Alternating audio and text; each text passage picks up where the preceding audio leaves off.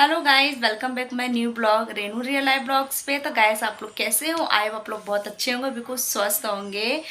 और क्या हो रहा है और क्या ही बोलूँ। आज मैं सामने से मतलब ब्लॉग बना रही हूँ। बहुत कम ही मैं ऐसे सामने से ब्लॉग बनाती हूँ, आप लोग भी देखते होंगे। मैं ज़्यादातर बैक मतलब बोलती हूँ, बैक कैमरा से ही बोलती हूँ। बाकी सब कुछ मैं अपना दिखाती हूँ, रूटीन जो भी होता है। लेकिन आज मैंने सोचा कि आप लोगों से मैं ना सामने टू तो आज मैं बहुत खुश हूँ, ये बहुत ज़्यादा ही खुश हूँ मैं। और ये खुशखबरी ना मैं आप लोगों के साथ शेयर करना चाहती हूँ, क्योंकि जब मैं आप लोग के साथ अपनी दुख प्रॉब्लम शेयर करती हूँ तो खुशी क्यों नहीं शेयर करती मैं आप लोग के साथ। मैं खुशी भी शेयर कर सकती हूँ ना आप लोग के साथ, इसलिए मैंने आज सोचा कि आप लोगों से मैं। हाँ, ये मेरा बेटू आ गया खेल के। ये सबको बोल दो हेलो। हेलो। कैसे हो आप लोग? आप लोग करते हो? मुझे याद करते हो नहीं करते हो? आप मुझे याद करते हो नहीं करते हो? मेरा नाम है डोगो। मेरा नाम है डुक्कू। कैमरा क्यों लगा रही? जब बच्चे आएंगे सब तब नीचे जाना खेलने के लिए, ठीक है? स्कूटी चलानी है। स्कूटी चला लेना, लेकिन जब बच्चे आने तो फिर चला लेना स्कूटी, ओके? देखो साइकिल तनु बोलते हैं साइकिल का मैं करता नहीं। नहीं, साइकिल नहीं खाना, साइकिल टूटी हुई है ना। साइकिल जब ठीक हो जाएगी आपकी, जब आप चलाना, ठीक है? अभी मैं ब्लॉग बना रही ठीक करके मैं करवाऊंगी जब मेरे पास, मम्मा के पास पैसे आएंगे ना, तब मैं पक्का आपकी साइकिल क्या ठीक करवा दूंगी। नोट है ना बैग में, उससे करवा दूँ। वो नकली नोट से ठीक होता है? वो नकली नोट है वो। क्यों?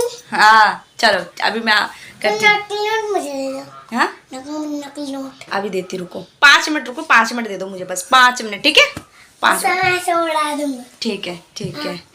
तो डुगू आ गया था तब मुझसे बात करने लग गई थी। और आज मैं खुश हूँ, आप लोग मेरे चेहरे से भी दिख रहा होगा कि मैं कितनी खुश हूँ।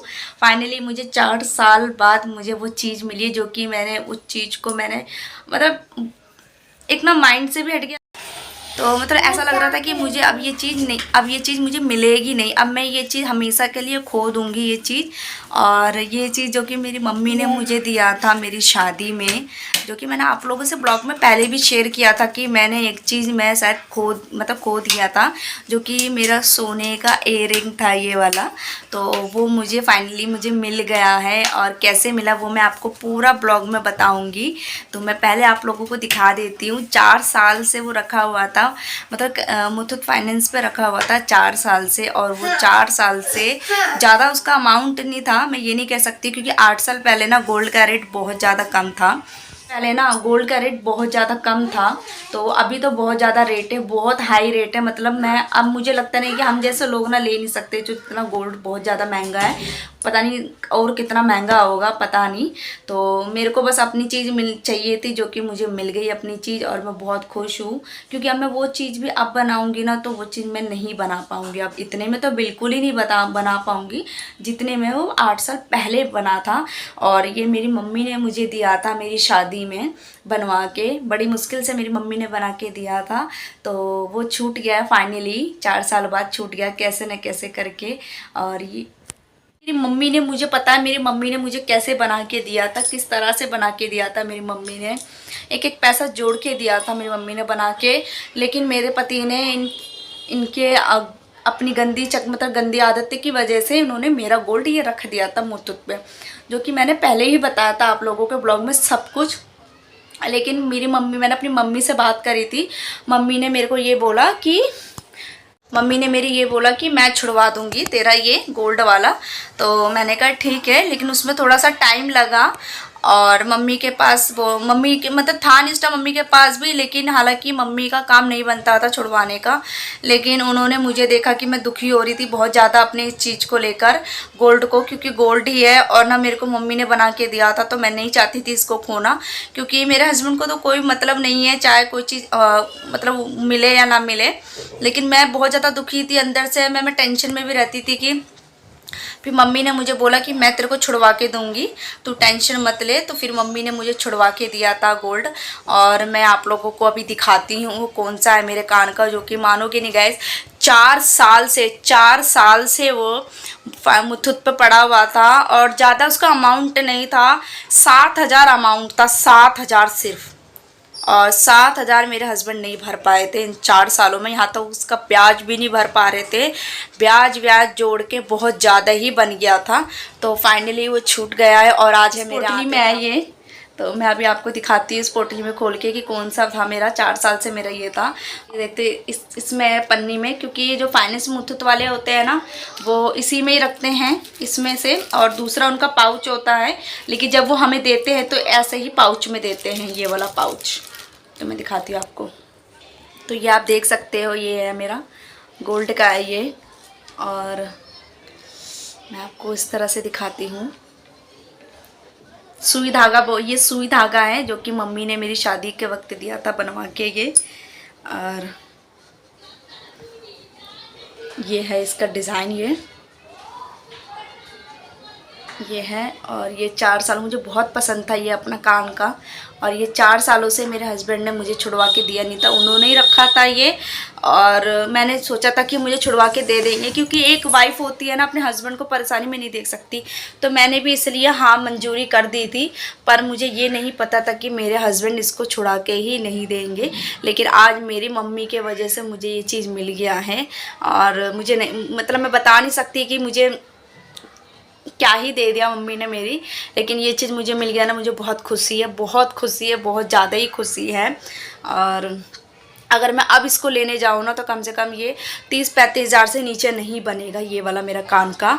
क्योंकि पहले 8-9 साल पहले ये बन गया सस्ते रेट में, लेकिन ये अब नहीं बन सकता ये।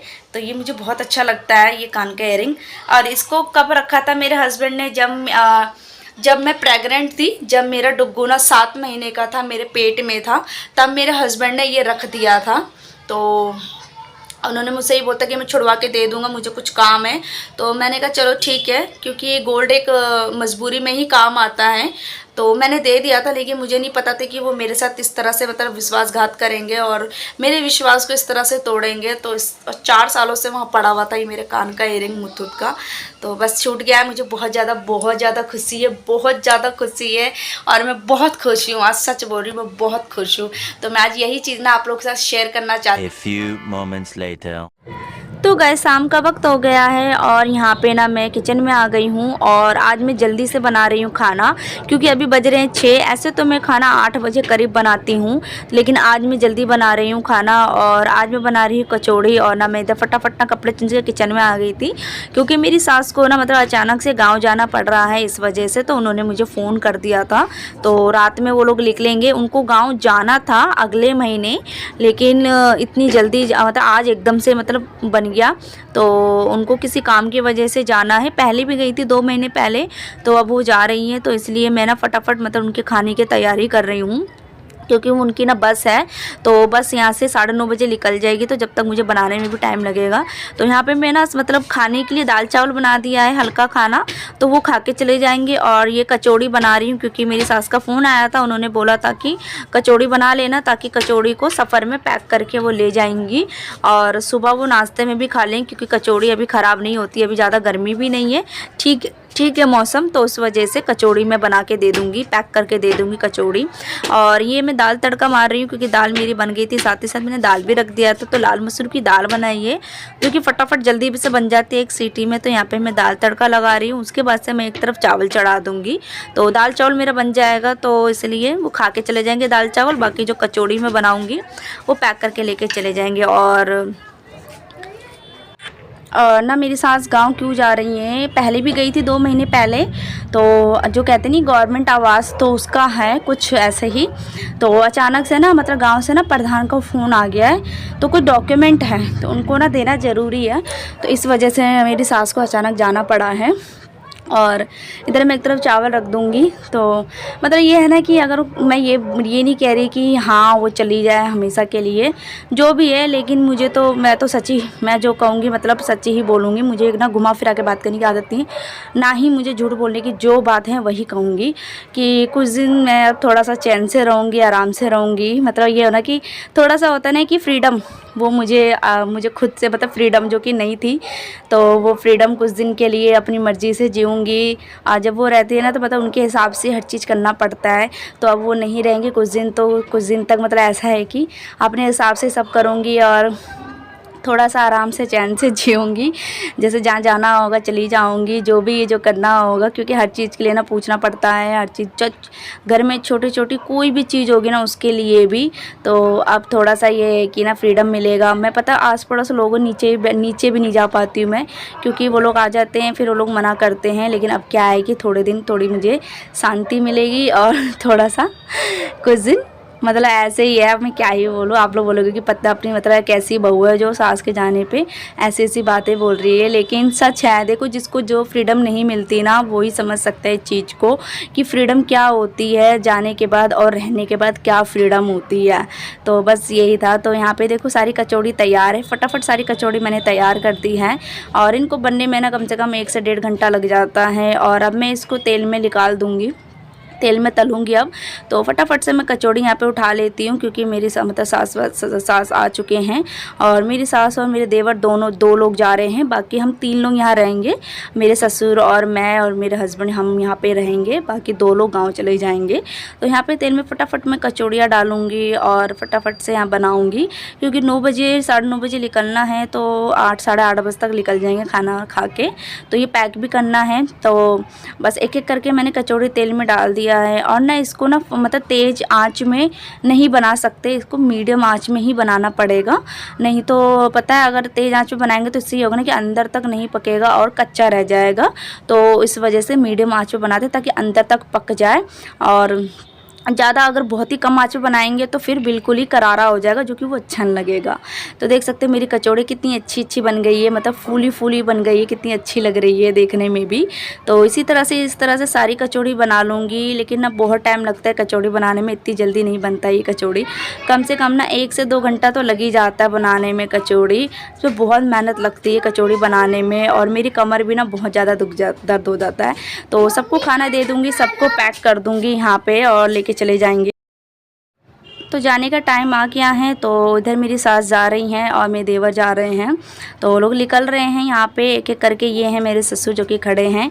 और कैमरा मैंने इस तरह से लगाना है कि इन लोगों को पता नहीं है कि मैंने कैमरा मतलब ऑन कर रखा हुआ है। तो यहाँ पे मैंने अपनी सास के ना मतलब पैर छुए हैं और बस वो अभी निकल जाएंगे और कम से कम हफ्ता भर के बाद ही आएंगे। तो आज का ब्लॉग कैसा लगा तो आई होप बताना, और अगर पसंद आए तो लाइक सब्सक्राइब कमेंट से ज़रूर करना।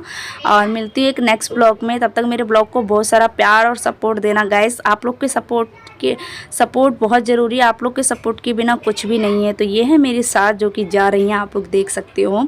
और निकल गए हैं ये लोग, चले जाएंगे, सुबह पहुंचेंगे गांव। तो बाय बाय गाइस।